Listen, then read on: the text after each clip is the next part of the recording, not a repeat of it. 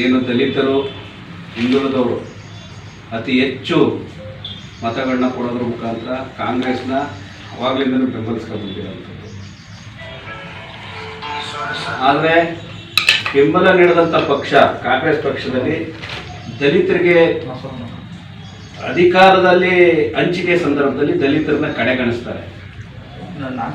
ಒಂದು ಈಗ ನಾವು ಈ ಮೈಸೂರು ಭಾಗದಲ್ಲಿ ಏನು ದಲಿತರ ಕೂಗು ದಲಿತರ ಧ್ವನಿ ಅಂತಲೇ ಬಿಂಬಿತವಾಗಿರುವಂಥ ಎಚ್ ಸಿ ಮಹದೇವಪ್ಪ ಅವರು ಈ ಒಂದು ಭಾಗದಲ್ಲಿ ಕರ್ನಾಟಕದಲ್ಲಿ ಬಹಳ ಈ ಹಿಂದೆ ಸಿದ್ದರಾಮಯ್ಯವರ ಕ್ಯಾಬಿನೆಟ್ನಲ್ಲಿ ಸಮಾಜ ಕಲ್ಯಾಣ ಸಚಿವರಾಗಿ ಅತ್ಯುತ್ತಮವಾದಂಥ ಕಾರ್ಯಕ್ರಮಗಳನ್ನ ಜಾರಿ ಮಾಡೋದ್ರ ಮುಖಾಂತರ ಜೊತೆಗೆ ಮೈಸೂರಿನ ಅಭಿವೃದ್ಧಿ ವಿಚಾರದಲ್ಲಿ ಬಹಳ ಹೆಚ್ಚು ಆಸಕ್ತಿ ಹೊಂದಿ ದಲಿತರ ಈ ಒಳ ಮೀಸಲಾತಿ ಹಂಚಿಕೆ ಸಂದರ್ಭದಲ್ಲೂ ಸಹ ಬಹಳ ಪ್ರಾಮಾಣಿಕವಾಗಿ ಸಮಾಜವನ್ನು ಒಂದೆಡೆಗೆ ತಗೊಂಡು ಹೋಗುವಂಥ ನಿಟ್ಟಿನಲ್ಲಿ ಪ್ರಾಮಾಣಿಕ ಪ್ರಯತ್ನವನ್ನು ಮಾಡುವಂಥ ವ್ಯಕ್ತಿ.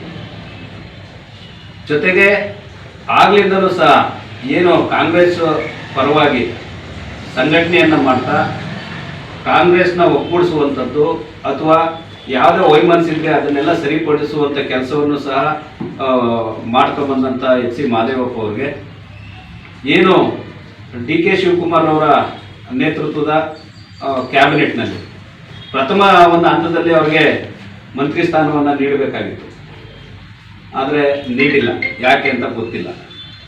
ಆದರೆ ಈ ಭಾಗದಲ್ಲಿ ಕಾಂಗ್ರೆಸ್ ಸದೃಢವಾಗಿ ನಿಲ್ಲಬೇಕು, ದಲಿತರು ಕಾಂಗ್ರೆಸ್ನ ಪರವಾಗಿ ಇರಬೇಕು, ಅವರು ಕಾಂಗ್ರೆಸ್ನೊಟ್ಟಿಗೆ ಮುಂದುವರ್ಕೊಂಡು ಹೋಗಬೇಕು ಅಂತ ಹೇಳಿದ್ರೆ ಎಚ್ ಸಿ ಮಹದೇವಪ್ಪ ಅವ್ರಿಗೆ ಕ್ಯಾಬಿನೆಟ್ನಲ್ಲಿ ಉನ್ನತವಾದಂಥ ಪ್ರಬಲ ಖಾತೆಯನ್ನು ಕೊಡುವುದರ ಮುಖಾಂತರ ಅವ್ರಿಗೆ ಮಂತ್ರಿ ಮಾಡಬೇಕು ಅನ್ನೋದು ನಮ್ಮ ಒತ್ತಾಯ. ಎಚ್ ಸಿ ಮಹದೇವಪ್ಪ ಅವ್ರ ಬಗ್ಗೆ ಹೇಳಬೇಕು ಅಂತ ಹೇಳಿದ್ರೆ ಕಾಂಗ್ರೆಸ್ನಿಂದ ದಲಿತರು ದೂರವಾಗಂಥ ಸಂದರ್ಭದಲ್ಲಿ ಯಾವುದೇ ಈ ಒಳ ಮೀಸಲಾತಿ ವಿಚಾರದಲ್ಲಿ ಬಲಗೈ ಸಮಾಜ ಎಡಗೈ ಸಮಾಜ ಎರಡೂ ಸಹ ತಿಕ್ಕಾಟದಲ್ಲಿ ಕಾಂಗ್ರೆಸ್ಗೆ ಹೊಡೆತ ಬೀಳದಂಥ ಸಂದರ್ಭದಲ್ಲಿ ಬಹಳ ಎಚ್ಚರಿಕೆಯ ನಡೆಯನ್ನು ಅನುಸರಿಸಿ ಇವತ್ತು ಪ್ರಾಮಾಣಿಕವಾಗಿ ಅವರಿಗೆ ಎರಡೂ ಸಮಾಜಗಳಿಗೆ ಮತ್ತೆ ಏನು ಸ್ಪರ್ಶ ದಲಿತರು ಅಸ್ಪರ್ಶ ದಲಿತರು ಏನು ಸ್ಪರ್ಶ ಜಾತಿಗಳೇನಿದೆ ಲಂಬಾಣಿ ಬೋಗಿ ಕೊರ್ಚ ಕೊರ್ಮ ಈ ಥರ ಸಮಾಜಗಳಿಗೂ ಸಹ ಸಾಮಾಜಿಕವಾದಂಥ ನ್ಯಾಯವನ್ನು ಕೊಟ್ಟು ಎಡಗೈ ಮತ್ತು ಬಲಗೈ ಸಮಾಜಗಳಿಗೂ ಸಹ ಸಮಾನವಾಗಿ ಹಂಚಿಕೆಯಾಗಿ ಇವತ್ತು ಒಳ ಮೀಸಲಾತಿ ಹೋರಾಟ ಮತ್ತು ಕಿಚ್ಚು ಎರಡು ತಣ್ಣಗಾಗಬೇಕು ಅಂತ ಹೇಳಿದ್ರೆ ಎಚ್ ಸಿ ಮಹದೇವಪ್ಪ ಅವರ ಒಂದು ನಡೆ ಜೊತೆಗೆ ಅವರ ಪ್ರಾಮಾಣಿಕ ಪ್ರಯತ್ನ ಇವತ್ತು ಸಫಲ ಆಗಿದೆ ಅಂತ ಹೇಳಬೇಕು.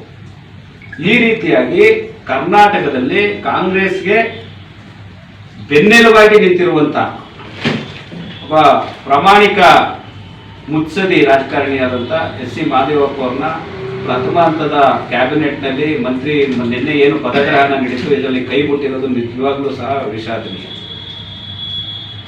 ನಾವು ನಮ್ಮ ಕಾಂಗ್ರೆಸ್ ಪಕ್ಷದ ಹಿರಿಯ ಮುಖಂಡರುಗಳಿಗೆ ಹೈಕಮಾಂಡ್ ಹಾಗೂ ರಾಜ್ಯ ಏನು ಹೊಸದಾಗಿ ಬಿ ಕೆ ಹರಿಪ್ರಸಾದ್ ಅವರು ರಾಜ್ಯ ಅಧ್ಯಕ್ಷರಾಗಿ ನೇಮಕಗೊಂಡು ಇದ್ದಾರೋ ಅವ್ರನ್ನೆಲ್ಲ ನಾವು ಮುಖ್ಯಮಂತ್ರಿ ಆದಂಥ ಡಿ ಕೆ ಶಿವಕುಮಾರ್ ಅವರಿಗೆ ನಮ್ಮ ಸಿದ್ದರಾಮಯ್ಯ ಸಾಹೇಬರಿಗೆ ನಾವು ಒತ್ತಾಯ ಮಾಡ್ತೀವಿ. ಯಾಕೆಂತ ಹೇಳಿದ್ರೆ ಸಿದ್ದರಾಮಯ್ಯವರ ಅಪ್ಪಟ ಅನುಯಾಯಿಯಾಗಿ ನಡ್ಕೊಂಡ್ಬಂದಿರುವಂಥ ಅವರಿಗೆ ಕ್ಯಾಬಿನೆಟ್ಟಿಂದ ಕೈಬಿಟ್ಟಿರೋದು ನಿಜವಾಗ್ಲೂ ಸಹ ಬೇಸರ. ಹಾಗಾಗಿ ಈ ಕೂಡಲೇ ಏನು ಎರಡನೇ ಹಂತದ ಸಚಿವ ಸ್ಥಾನದ ಪದಗ್ರಹಣ ಕಾರ್ಯಕ್ರಮದಲ್ಲಿ ಅವರ ಹೆಸರನ್ನ ಸೇರಿಸಬೇಕು ಮತ್ತು ಪ್ರಬಲವಾದಂಥ ಖಾತೆಯನ್ನು ಅವ್ರಿಗೆ ಕೊಡಬೇಕು. ಒಂದು ವೇಳೆ ಅವ್ರನ್ನ ಕೈಬಿಟ್ಟಂಥ ಸಂದರ್ಭದಲ್ಲಿ ದಲಿತ ಸಮೂಹ ನಾವು ಬೇರೆ ನಡೆಯನ್ನು ಅನುಸರಿಸಬೇಕಾಗ್ತದೆ ಅಂತೇಳಿ ತಮ್ಮ ಮೂಲಕ ನಾವು ಎಚ್ಚರಿಕೆಯನ್ನು ನೀಡ್ತಾ ಇದ್ವಿ.